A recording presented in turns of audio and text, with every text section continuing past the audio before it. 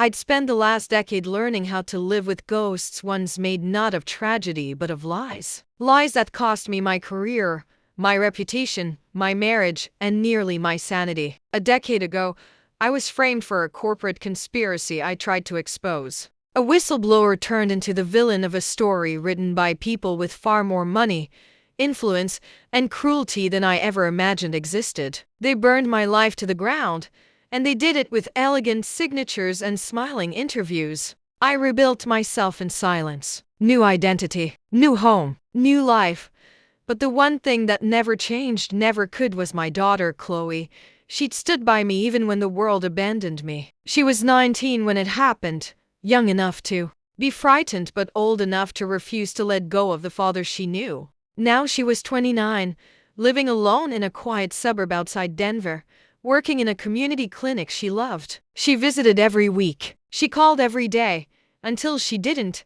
And that was how this story began. It had been 31 days since I'd last heard her voice. 31 days of calling, texting, waiting, convincing myself she was just stressed or busy. But deep down, something primal, something that belonged to every parent, was already clawing at the edges of my caution. When day 31 hit, I stopped pretending. I grabbed the spare key she'd given me years ago, got in the car, and drove 2 hours through winding Colorado roads dusted with early spring frost. The mountains loomed like silent witnesses, and each mile tightened the knot in my chest. Her street looked painfully ordinary, lawns trimmed, flags flapping lazily, porch lights glowing even in daylight. But her house looked still, too still. Her car was in the driveway. Her curtains were open but unmoving. Her mailbox overflowed. Something was wrong. I unlocked the door and stepped inside. The smell hit first. Not raw, just stale air, like a place where no one had breathed for weeks. The living room looked exactly the same as always, tidy. A blanket folded on the couch, a coffee mug on the end table. But the silence, it pressed on my ribs. Chloe. My voice cracked. Honey? You home? Nothing. I moved through the house slowly, calling her name, checking each room. Everything looked ordinary to ordinary. Her phone charger plugged in, but no phone. Her purse hanging by the door. I stepped into the hallway, and that was when I heard it. A faint sound. Barely there. Almost like scraping, coming from above, from the attic. My heart stopped. Chloe? I whispered again, as though the walls themselves might shatter from the sound. I grabbed a broom, the only thing within reach, and crept toward the attic pull string. My hand trembled as I tugged it down. The ladder unfolded with a creak that echoed through the house. Another scrape. Longer this time, like something or someone trying to move. I froze. My mind skipped through every possibility. From rational to horrific. I climbed 3 rungs before panic snapped like a bone. I climbed back down, pulled out my phone, and dialed 911. Within minutes, deputies arrived. Then firefighters. Then rescuers. When I pointed them toward the attic, every one of them grew noticeably tenser. They climbed the ladder armed with flashlights and heavy gloves. I waited below, holding my breath until my ribs ached. A shout. A curse. A brief scramble of boots. Get the door open now. I didn't remember my knees giving out. I didn't remember hitting the floor. But when the firefighters forced open the attic door, the world narrowed to a single unbearable moment. Then I saw it, and I collapsed. The attic door cracked open with a splintering groan, and a wave of dust drifted into the flashlight beams. The rescuers went still, unnaturally still, before one of them choked out, "Oh God." I scrambled to my feet, half crawling up the first rungs of the ladder just to see. A firefighter reached down, trying to block me, but I pushed past his arm, and there she was. Chloe. My daughter. Curled in the corner of the attic like a fallen bird. Her clothes torn. Her hair tangled. Her skin pale beneath streaks of dirt. A nylon restraint cut through but still hanging loose dangled from one of her wrists. Her lips trembled as she tried to speak. Dad. Everything inside me cracked open. I didn't hear the orders the rescuers shouted. I didn't hear the footsteps or the radios. All I heard was the smallest, most fragile rasp of her voice. They lifted her carefully, as if she were spun from glass. She clung weakly to one of the rescuer's jackets, blinking against the light, murmuring half-formed words I couldn't understand. "Who did this?" I asked. "What happened? Who hurt you?" Her mouth moved. No sound came, and then she passed out. The hospital swallowed hours like a machine. Test after test, scans, blood work, specialists. Words like malnourished, dehydration, trauma response, shock circled around me like vultures waiting for a place to land. Detectives arrived. Social workers arrived. Doctors whispered in tight clusters. I felt like I was floating outside my own life, watching pieces shift into a shape I didn't recognize. Finally, sometime after midnight, a doctor guided me to a quiet room lit by a single lamp. He spoke gently, deliberately. "She was restrained at some point. Not recently. She shows signs of prolonged stress. Whoever held her kept her alive." I gripped the arms of the chair. "She was abducted. That's likely," the doctor said. "We're waiting for her to stabilize before she can talk to investigators." I leaned back, staring at the ceiling, my hands shaking. This wasn't random. This wasn't a break-in. This wasn't a stranger. Someone had taken Chloe, hidden her in her own house. For an entire month. The same month she hadn't called. The same month she hadn't visited. The same month I'd been trying to track down a lead from my old life, one tiny thread tied to the conspiracy that ruined me. A thread connected to the same powerful group that had framed me in the first place. My blood ran cold. This wasn't coincidence. This was retaliation. They found out I was digging again. They took my daughter. And they wanted me to get the message. 2 days passed before Chloe finally opened her eyes fully. When she saw me, she reached for my hand weakly. "Dad!" I tried to call. Her voice was raw, broken, but alive. "It's okay," I whispered. "You're safe now." "You're safe." But she shook her head hard to hard. "No, you're not." I froze. She swallowed, tears leaking from the corners of her eyes. "They said, if you kept looking, if you didn't stop, they'd make it worse." My heart collapsed into itself. The room felt airless. She clutched my arm with trembling fingers. "You weren't supposed to find the attic. They said they would keep me until you." "Until I what?" I whispered. "Until you signed something. Until you disappeared again." Ice settled in my bloodstream. This wasn't just a warning. It was a negotiation. A kidnapping with conditions. And I wasn't the only target.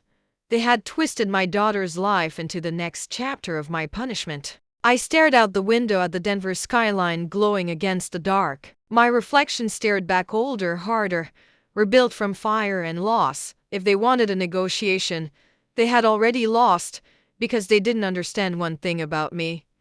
I don't break twice. When detectives interviewed her the next morning, I was asked to step out of the room.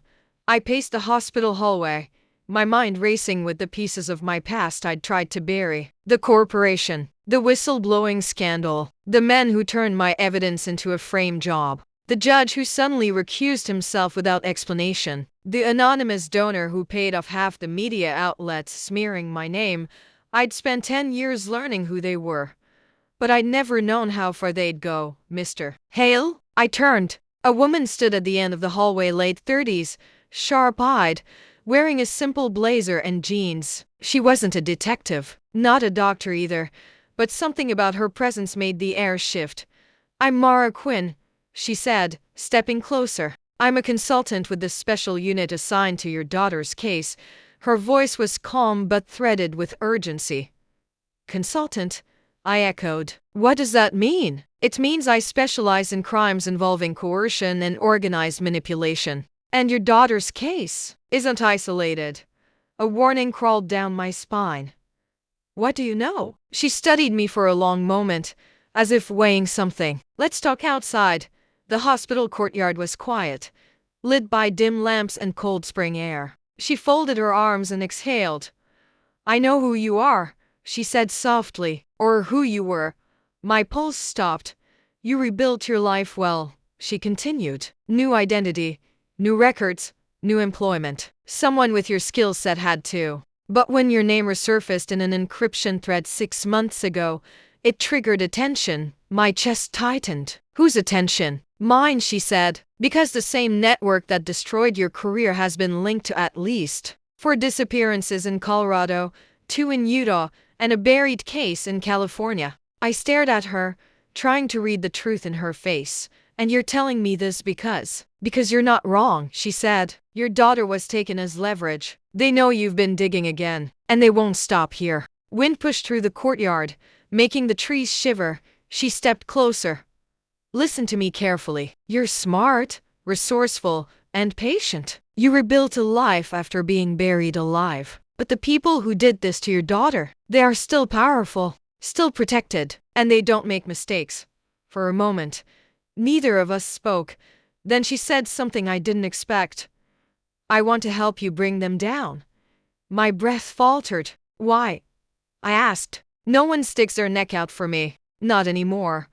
Her expression shifted, shadowed by something personal. Because they ruined someone I loved too. It was the first flicker of vulnerability I'd seen from her. The first crack in her armor. And something inside me, something exhausted, hunted, and furious, tightened with a flicker of trust I didn't want to feel. What's your plan? I asked, her eyes lifted to mine, steady but soft. We expose them, she said. Not through force. Through truth. Through the evidence they thought they erased. Through the one thing they never expect. What's that? Someone coming back from the dead. As we walked back inside, I felt it, a faint pulse of connection between us. Something cautious, fragile, but real. I didn't have room for warmth in my life. Not anymore. But she looked at me like someone who knew what ruin felt like. And for the first time in years, I didn't feel completely alone. Mara and I stepped back into the hospital. The automatic doors sighing behind us like the exhale of something too tired to hold any more pain. The hallway was quieter now, nurses charting, machines beeping in distant rooms. The soft hum of ventilation echoing through sterile walls. Your daughter's speaking with detectives, a nurse whispered as we passed. She's doing better, better. A word so small it hurt to hear. We waited in a corner near the vending machines, watching a man buy pretzels he didn't seem to actually want. Mara leaned against the wall, arms folded, her gaze distant but alert, like she was analyzing every sound, every shadow, every breath the building took. You said you lost someone, I murmured. Her jaw shifted, but she didn't look at me. I did. Who? She hesitated just a second, but enough to reveal everything. My brother. He was a data analyst for a compliance firm that audited Fortune 500 companies. Smart. Too smart. He found something he shouldn't have, and instead of calling the police, he called me, and they silenced him. She didn't nod. Didn't need to.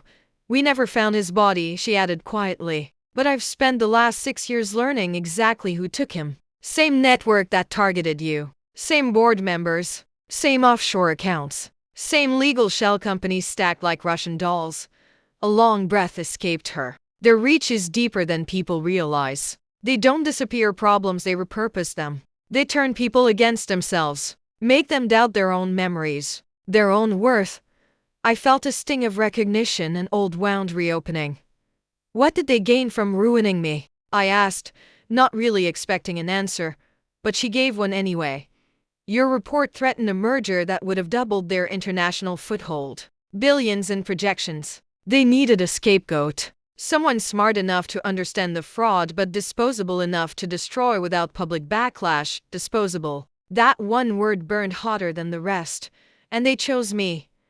They always choose the people who believe in doing the right thing, Mara said softly. It makes them easier to trap.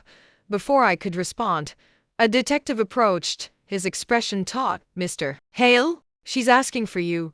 Chloe sat propped against pillows, her eyes clearer now but still ringed with exhaustion. When she saw me, her chin trembled. Dad. I took her hand gently. I'm here.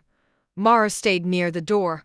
Silent but attentive, the detective cleared his throat. Miss Hale, we're continuing the interview. Your father can stay if you want. She didn't even look at him. Her eyes stayed on me. Yes, he stays. The detective nodded and resumed recording.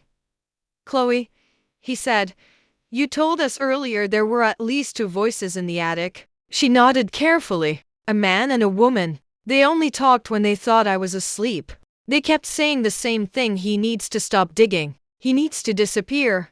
At first, I didn't know who they meant. Then they mentioned your old name. My pulse hammered. She squeezed my hand. I didn't know what to do. I tried to escape, but every time I moved toward the door, they'd threaten to hurt you. Her breath shook. Tears clung to her lashes. I didn't want you to come looking for me. I closed my eyes briefly, steadying myself. They took you because of me, I said. She shook her head fiercely. No, they took me because they're cowards. A tear slipped down her cheek. The last night, she whispered, I heard them arguing. She said it was too risky to keep me alive. He said killing me would make you fight harder. They didn't agree. And then they left. The detective echoed. They shut the attic door and said they'd be back once they had what they needed. But they never came. My stomach dropped. They didn't leave because they panicked. They left because they had a next step, a next target, a next message. The detective closed his notebook. We'll process her statement. For now, she needs rest. When he left, Chloe looked at Mara for the first time. Who are you? Mara stepped closer. Someone who's going to make sure what happened to you never happens again. The certainty in her voice, low, steady, almost gentle, made Chloe relax for the first time since waking up, and something inside me softened in a way that scared me. Mara and I walked out of the room quietly. Your daughter's strong, she murmured. She gets that from her mother. She gets her resilience from you. The compliment disarmed me. I wasn't used to being seen that way, not since the world turned its back and called me a fraud, a traitor, a liar. Where do we start? I asked. We start with the encryption thread that resurfaced her name 6 months ago. Whoever sent that message wasn't part of the group they were warning you. We find them. We get our first lead. And if they're already gone, then we follow the financial trail. Someone paid your daughter's abductors. They may not have left traces, but people this confident always make one mistake. What mistake is that? They think no one's watching. Her eyes met mine. And they especially think no one's coming for them. We walked to the elevator, side by side, two people bound by different pasts but the same enemy. As the doors closed, our reflections blurred together in the metal, and for the first time since the attic, the fear inside me shifted, becoming something sharper, heavier, and far more dangerous.